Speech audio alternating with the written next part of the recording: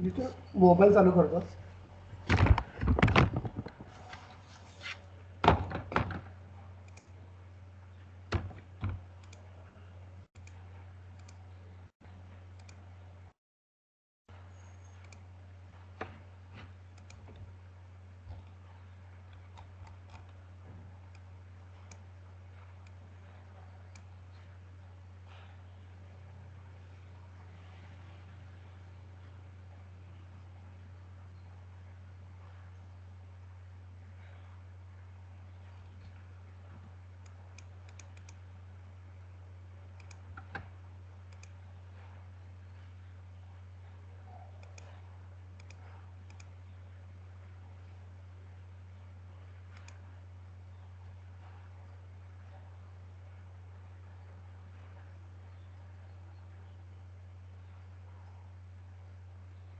Am I audible?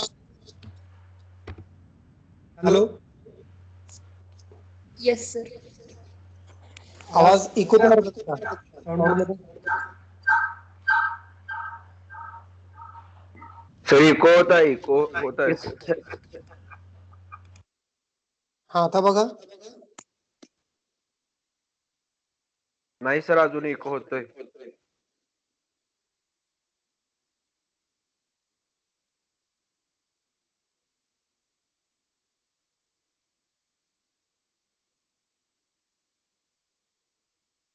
Hello. आता eco येते का बघा? Yes. नाही येतोय सर, सर. क्लिअर आहे. इकोस आहेत सर का क्लिअर. नाही? नाही आता साऊंड क्लिअर आहे सर. स्मॉल अमाउंट मध्ये.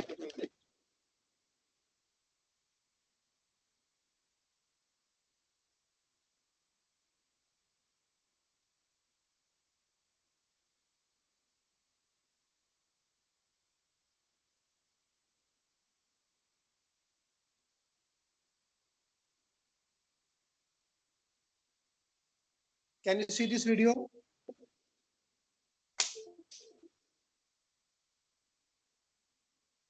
व्हिडिओ दिसतोय का? No sir. No sir. No sir. हा आता बघा. Yes sir. Yes, sir.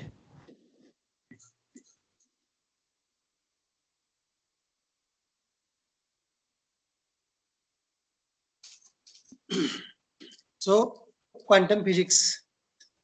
This is new chapter, but some basic concepts you have studied in 12th standard chapter structure of atom, molecules and nuclei. त्याच्यामध्ये तुम्ही point बघितला होता de Broglie wavelength of matter wave.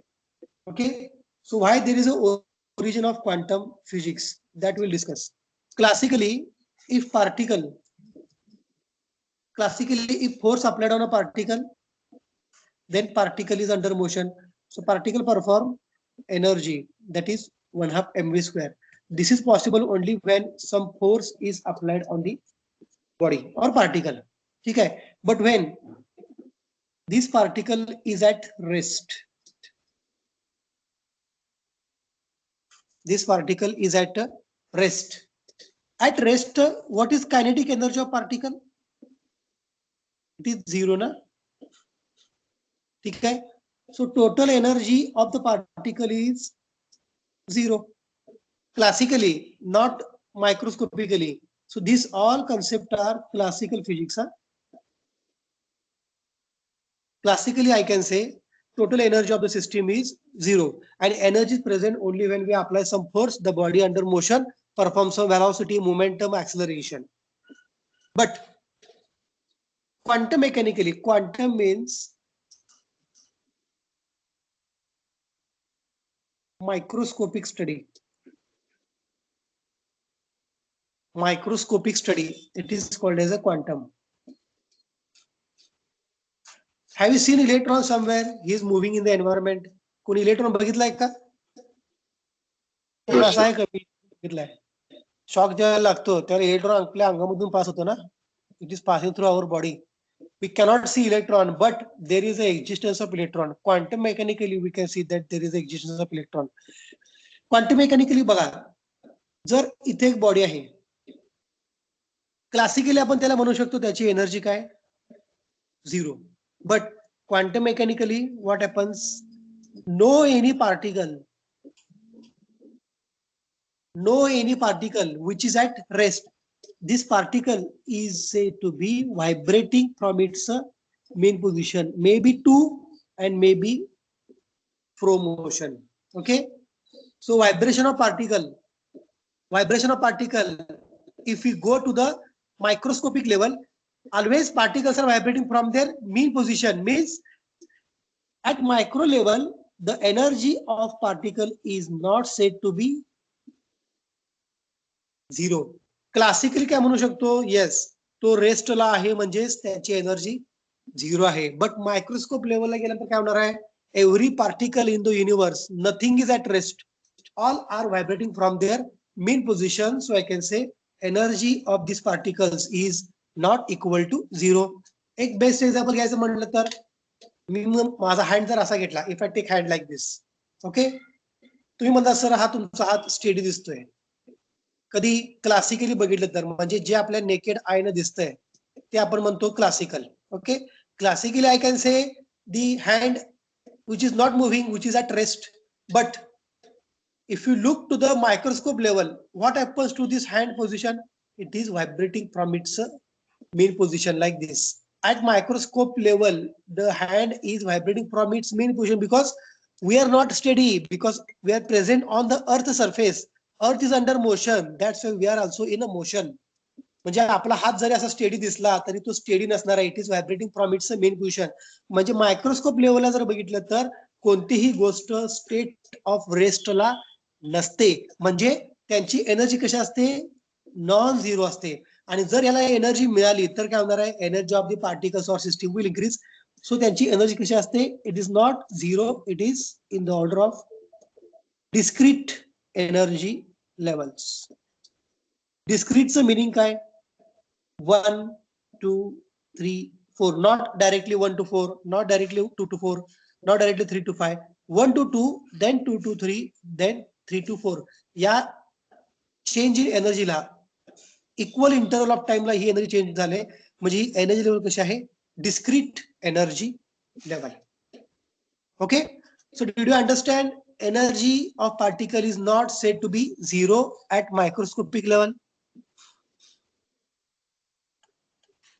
Did you understand? Yes, sir. Okay.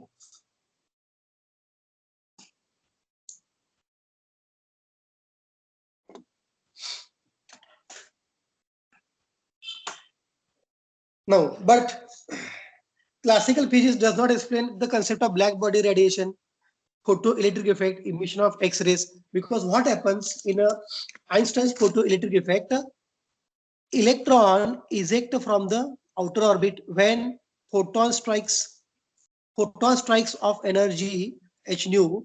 Electrons get ejected from the outer orbit, that electron passing through the circuit, and you will get the electric current across the circuit. Classically we cannot say photon strikes on the atom, because atom जो असतो, बरोबर का, atom जो असतो त्याच्यामध्ये काय असतं, सेंटरला always there is a positively charge nucleus.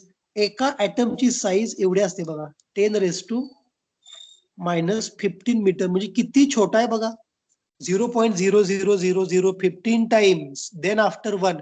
इतका छोटा ऍटम आहे, which we cannot see by naked I.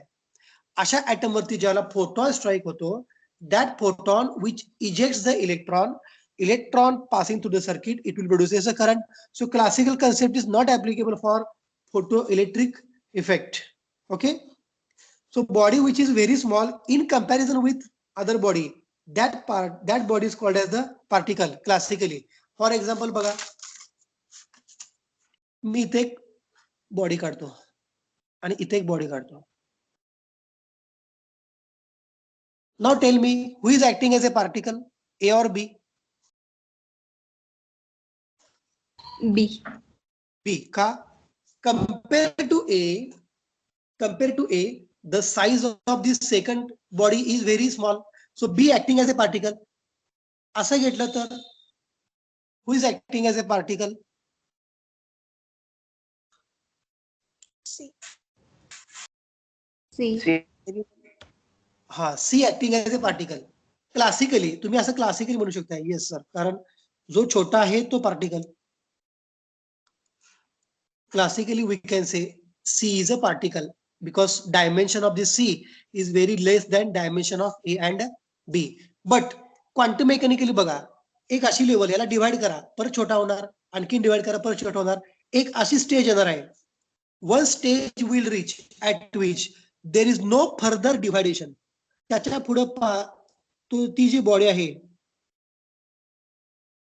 ती पुढे डिवाइड होऊ शकते. मग त्याला तुम्ही परत कमी कमी कमी कमी करत गेला, एक अशी स्टेज येणार आहे, त्या स्टेजला काय होणार आहे, there is no further dividation for that particular body.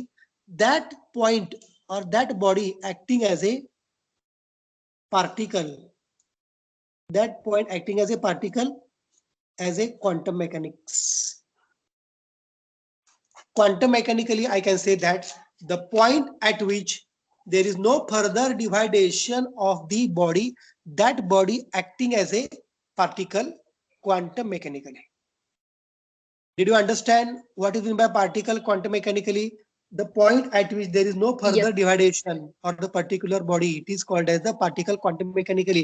Classically तुम्ही फक्त त्याची साईज कम्पेअर करून म्हणू शकता की हा छोटा आहे म्हणून हा पार्टिकल, हा मोठा म्हणून पार्टिकल नाही. पण क्वांटम मेकॅनिकल काय, असा पॉईंट ज्याच्या पुढे त्याचं डिव्हायडेशन होतच नाही, त्याला पुढे तुम्ही कमी कमी कमी करू शकतच नाही, तो पॉईंट म्हणजे काय असणार आहे, particle. That is quantum mechanics. Is it clear? So असा एक मी सिलेंडर घेतो ज्याच्यामध्ये पार्टिकल्स आहेत, क्वांटम मेकॅनिक्सचे हा असे काहीतरी पार्टिकल्स आहेत. Quantum mechanically, not classically, not KT of gases, कारण गॅस पार्टिकलची साईज सुद्धा खूप जास्त असते. जर या पार्टिकलला काहीतरी एनर्जी मिळाली, पार्टिकल्स हा खूप कमी आहे, छोटा आहे, they shift to the higher energy levels. When they receive the energy, त्याच्या एनर्जी लेवल पासून तो वर जाणार, इकडून असं वर जाणार, इकडून असं वर जाणार, म्हणजे एनर्जी काय झाले, वाढत चालले. इथं व्हॅल्यू होती energy E1, energy E2, energy E3. So when we supply some energies to the particles goes to their higher energy levels. त्याची एनर्जी कशी दाखवायची असते, it is E is equal to NH nu. का म्हणतोय मी NH nu? Energy मिळते पार्टिकल्सला not in terms of photons, in terms of not in terms of temperature, in terms of photons, energy received by the particles. Particle jump from their own energy level to the higher energy levels. म्हणजे त्यांना energy किती मिळू शकते, 1H मिळू शकते, 2H मिळू शकते, 3H मिळू शकते. That's why particles are moving from their state to the higher energy levels. त्यामुळे energy of the particles in quantum mechanics which can be easily represented as is equal to NH nu, where N is equal to 0, 1, 2, 3. Okay, so this is the origin, E is equal to NH nu. This is the origin of quantum mechanics. म्हणजे ज्याला photon डिस्कवर झाला, कोणी डिस्कवर केला photon, कोण सांगते का? Nils bore. Max Planck. Photon म्हणतोय मी, electron नाही म्हणत आहे. मॅक्स प्लांकनं पहिल्यांदा काय केलं, क्वांटम थिअरी डिस्कस केली by considering electron, light energy acting as a photons. त्यामुळे फोटॉन्सची कन्सेप्ट ही मॅक्स प्लांक, तुम्ही घेतला ना प्लॅंक्स कॉन्स्टंट H, बरोबर का? मॅक्स प्लांकनं सगळ्यात पहिल्यांदा क्वांटम थिअरी डिस्कस केली by considering light rays travel in the form of photons. Now let us discuss the wave and particle concept. आता आपल्याला माहिती आहे वेव्ह कशी ट्रॅव्हल होते मीडियम मधून, transverse wave. I am not discussing longitudinal wave. Transverse wave म्हणजे काय, particles vibration. आता ही अशी डायरेक्शन ऑफ प्रोपेगेशन आहे. What is mean by direction of propagation? ज्या दिशेला वेव्ह जाते त्याला काय म्हणतात, direction of propagation. The direction along which wave is moving is called as the direction of propagation. Okay, मीडियमचे पार्टिकल्स, एक पार्टिकल असा व्हायब्रेट झाला like this, second particle vibrate like this, third particle vibrate like this, fourth one like this, fifth one like this, sixth one. These are the maximum displacement of particles from their main position. कोणत्या पार्टिकलचं displacement maximum आहे रे?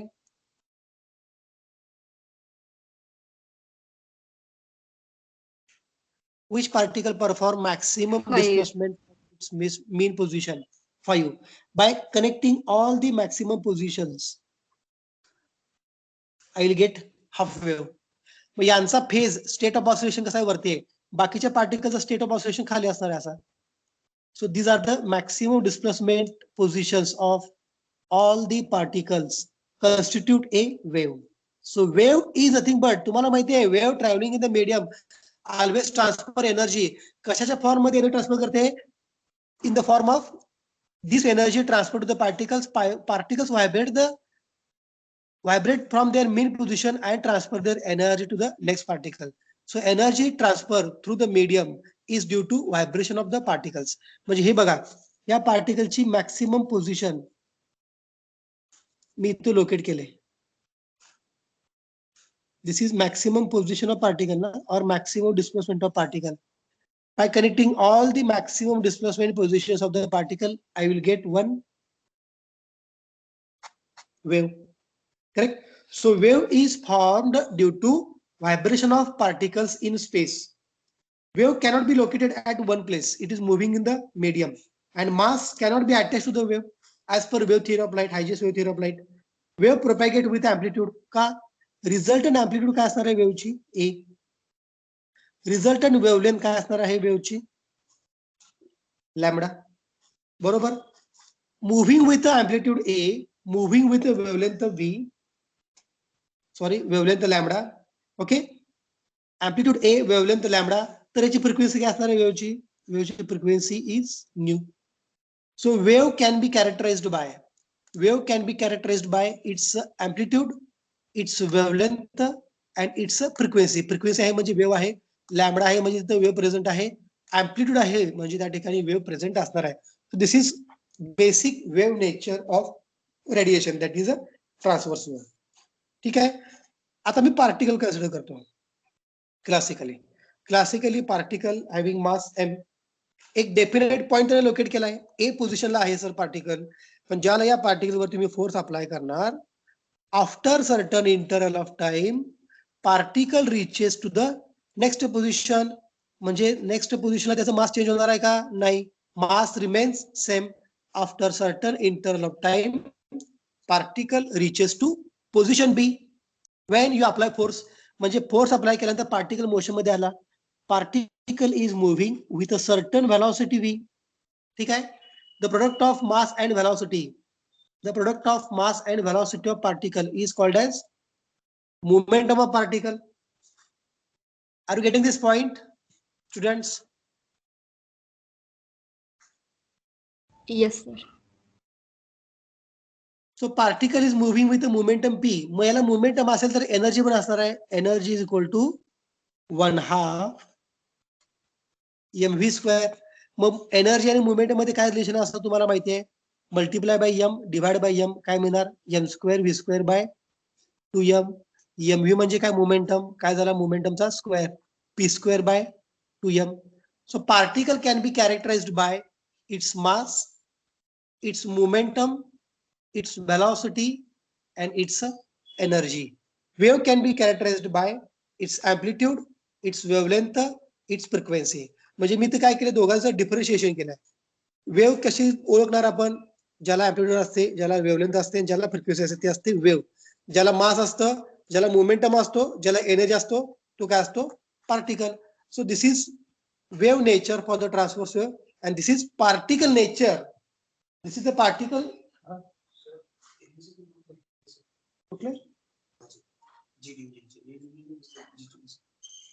दिसणार की James call नाही जडगे sir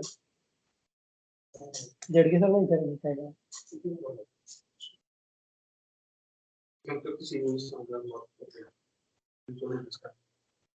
नाही marks मारतो ती भाग भरले का मार्क्स चोपडेच्यानंतर मग वरती जाऊन शिकवत मार्क भरून सेव्ह केले सबमिट इथे दिसतात जे दिसतात तुम्हाला परवा तो प्रॉब्लेम झाला तुम्ही मला Yes. परत लॉग इन करा, परत चेक करा. ते कसं 10-15 मिनिटं माझं पण तसं झालं. माझं पडले 10 मिनिटाचं मला दिसतं. काय करायचं सांग. मग नंतर CVC सांगणार आहे. परत नोटीस करणार का?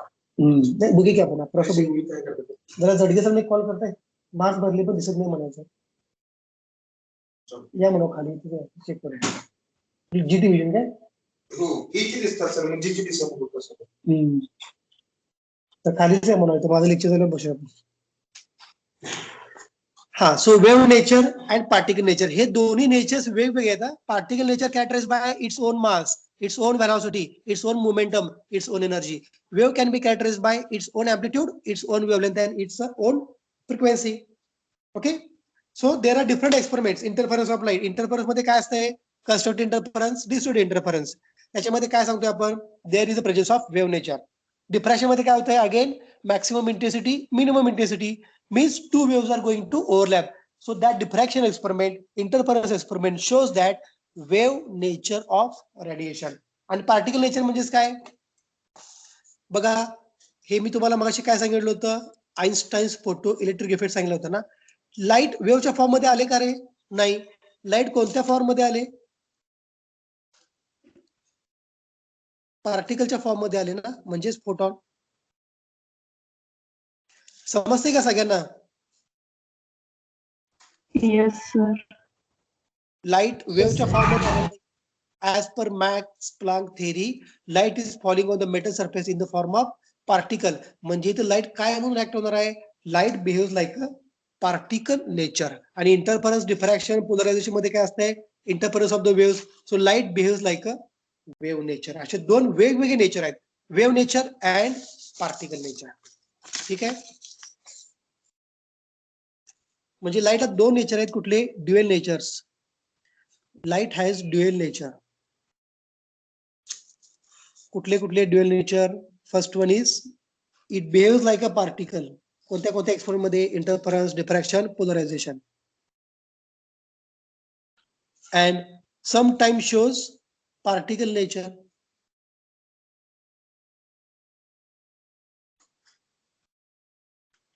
Are you getting this point? Light behaves like a dual nature. Sometimes shows wave nature, sometimes shows particle nature. Is it clear to all? Yes, sir. बाकीचे काहीच बोलत नाहीत बघा. कोण कोण आहेत बघा तुम्हाला. Yes sir. Yes, sir. Point समजते का रे? Yes, sir. Yes, sir. Yes sir. म्हणजे लाईटला किती नेचर आहेत? दोन नेचर आहेत. Sometime shows wave nature, sometime shows particle nature. Okay. Wave नेचरला कुठले कुठले आहेत? Interference, diffraction, polarisation. हे एक्सपेरिमेंट काय सांगतात? They shows light behaves like a wave nature because of interference. Particle nature मध्ये काय? Einstein's photoelectric effect. सध्या हा एकच झाला तुम्हाला. पुढे एक इफेक्ट आहे तो म्हणजे Compton effect. Compton effect and Einstein's photoelectric effect, they showed that light behaves like a particle nature. But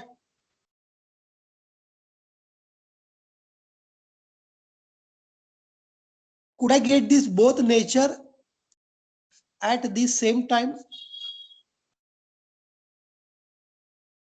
कोण सांगते मला सांगा. हे दोन्ही नेचर मला एका वेळेला दिसू शकतील का? एकाच वेळेला दिसू शकतील का?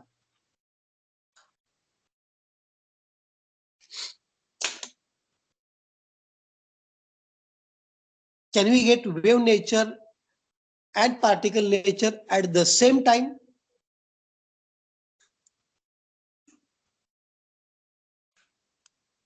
What do you think?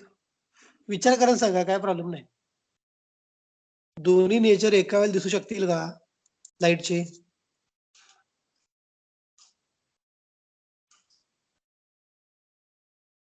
बर, एक एक्झाम्पल घेतो. तुम्ही कॉइन टॉस केला. कॉइन टॉस केला म्हणजे तुम्हाला एकदा एक तर हेड मिळणार किंवा टेल मिळणार. बरोबर समजते का? At one time. Yes, sir. एकाच वेळेला तुम्हाला हेड आणि टेल मिळणार का? नाही. एकाच वेळेला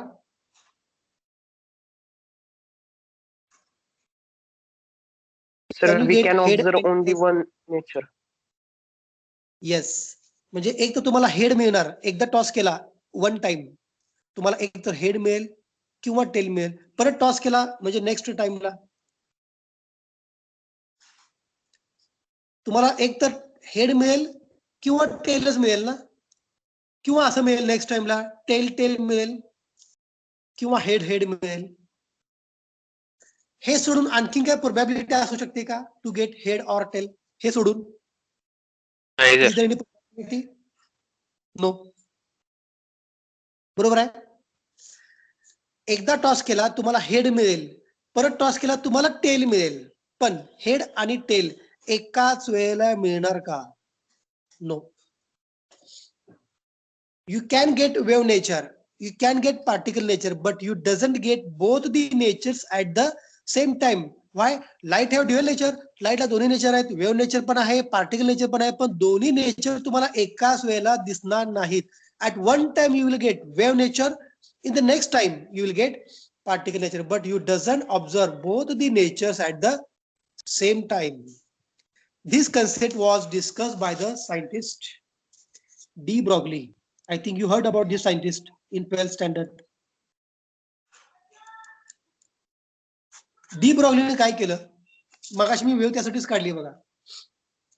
When wave is traveling in the medium, this is direction of propagation. अशी वेव्ह ट्रॅव्हल होणार आहे. Wave is traveling in the medium like this. ठीक आहे. वेव्ह ट्रॅव्हल होते म्हणजेच काय रे, तुम्हाला मगाशी सांगितलं होतं बघा, ही फिगर आठवते का बघा. वेव्ह ट्रॅव्हल होते म्हणजेच काय, due to vibration of particles from their mean position. मग मी या वेव्ह मध्ये असणारे पार्टिकल्स काढतो. हा एक पार्टिकल आहे, ओके. हा दुसरा पार्टिकल आहे इथं, हा तिसरा पार्टिकल आहे या ठिकाणी, हा नेक्स्ट पार्टिकल आहे. ही एक स्टेट ऑफ ऑसिलेशन आहे प्लसची, आणि दुसरी स्टेट ऑफ ऑसिलेशन अशी असणार आहे मायनस. निगेटिव्ह डायरेक्शनला यांचं ऑसिलेशन झालंय पार्टिकल्स.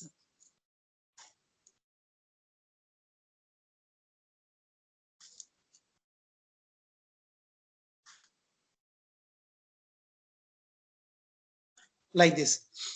Wave is traveling म्हणजे लोकलाइज नाहीये. लोकलाइजचा अर्थ काय आहे त्या ठिकाणी राहते. वेव्ह पुढे चालले, पार्टिकल पुढे चाललेत का? No. They are said to be vibrating from their mean position only. म्हणजे पार्टिकल्स कसे आहेत, लोकलाइज्ड. लोकलाइजचं मिनिंग समजून घ्या. Particle is localise. त्याच ठिकाणी त्याचं व्हायब्रेशन होते. व्हायब्रेशन पुढं कंटिन्यू होत नाही मीडियम मध्ये. हा बघा पार्टिकल मॅक्सिमम पोझिशन परत मीन, हा पार्टिकल मॅक्सिमम पोझिशन परत मीन, आणि हा पार्टिकल घ्या मॅक्सिमम पोझिशन परत मीन आला. So they are localise, they are having only localise energy. एकाच जागेला त्यांची एनर्जी चेंज होत राहते. Maximum zero, maximum zero, maximum zero, negative maximum zero, negative maximum zero, negative maximum zero. So particles are localise. But when wave is traveling in the medium, it is due to vibration of particles from their mean position. So this wave is associated, or particles are associated with the wave. This wave which is associated with the particles, this wave associated with the particle traveling in the medium, that wave is called as de Broglie wavelength. Wave पण travel व्हायला लागले, आणि त्या वेव्हला particles काय आहे, attachment आहे. Maximum position सगळ्यांची current केल्यानंतर तुम्हाला काय मिळाली, half wave. Maximum position current केल्यानंतर तुम्हाला काय मिळाली, next half wave. So this is the travelling of wave through the medium. But this wave is associated with the particle, connected to the particles. That's why this wave traveling in the medium with the particles, that wave is called as the de Broglie matter wave. कारण याच्यामध्ये काय present आहे, particle. पार्टिकलला त्यानं काय म्हणलं, matter. म्हणून त्याने या वेव्हला काय नाव दिलं, matter wave, D Broglie matter wave. So this is exact definition of de Broglie matter waves. Did you understand this definition for de Broglie matter wave, students? Yes, sir. Wave associated Yes, sir. with the particle traveling through the medium, that wave is called as de Broglie matter wave. Why matter? Because there is a presence of mass particle. प्रत्येक पार्टिकलचं मास काहीतरी present आहे त्या wave मध्ये, म्हणून त्याला काय म्हटलं त्यानं, de Broglie matter wave. Okay. So from next lecture we start the derivations. आता ह्याचा मी तुम्हाला इमेज करून त्याचा फोटो पण तुम्हाला पाठवतो. काय डाऊट असेल तर बघा.